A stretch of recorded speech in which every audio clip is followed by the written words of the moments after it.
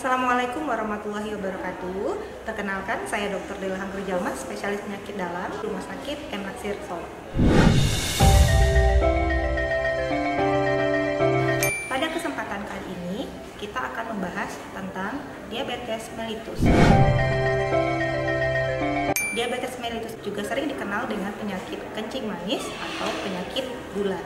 Diabetes mellitus adalah sebuah kelainan metabolik yang disebabkan oleh kelainan dari sekresi insulin atau kelainan dari reseptor insulin di dalam tubuh, atau keduanya yang mengakibatkan terjadinya peningkatan dari gula darah atau dikenal dengan hiperglikemia. Gejala pada pasien diabetes itu sendiri dikenal dengan trias klasik atau 3 gejala khas yang ditemukan pada pasien dengan diabetes, yaitu ada polidipsi, polipagi, dan poliuri, di mana pasien akan sering merasa haus, pasien akan sering merasa buang air kecil, dan pasien akan sering merasa lapar. Selain pada gejala tersebut, juga akan ditemukan penurunan berat badan yang tidak jelas atau ditemukannya luka yang sulit untuk sembuh, atau pada pasien juga ditemukan adanya rasa kesemutan atau kebas pada ujung-ujung jari, termasuk jari tangan ataupun jari kaki.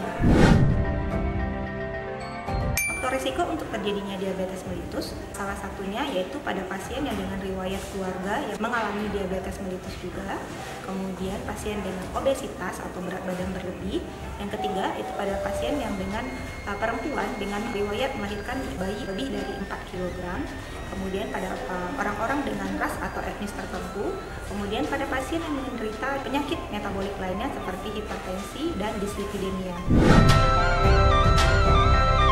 Kapan pasien dikatakan menderita diabetes mellitus? Jika pada pasien ditemukan adanya gejala khas atau trias klasik tadi, apakah itu polidipsi, poliuri, atau polipagi, ditambah dengan dilakukan pemeriksaan laboratorium berupa pemeriksaan gula darah, dan dengan pemeriksaan gula darah tersebut akan kita dapatkan jika gula darah puasanya lebih dari 126 atau gula darah 2 jam setelah makannya lebih dari 200, maka pasien dikatakan dengan diabetes mellitus. Terapi pada pasien diabetes tidak hanya dengan menggunakan obat, tetapi juga ada yang dikenal dengan terapi diet, yaitu dengan diet diabetes.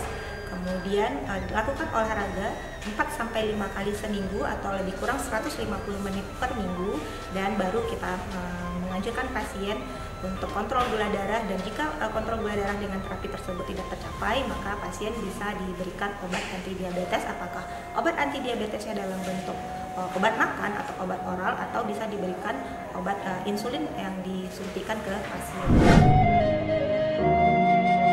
Untuk mencegah diabetes itu sendiri, kita mengenal istilah cerdik, cek kesehatan secara berkala, hindarkan asap rokok, kemudian rajin olahraga atau rajin beraktivitas, diet yang seimbang, istirahat yang cukup, dan kelola stres. Mari cegah diabetes, dan jika pada masyarakat ditemukan ada gejala yang mengarah kepada diabetes, silahkan datang ke fasilitas kesehatan masyarakat terdekat dan periksakan diri apakah kita menderita diabetes atau tidak. Assalamualaikum warahmatullahi wabarakatuh.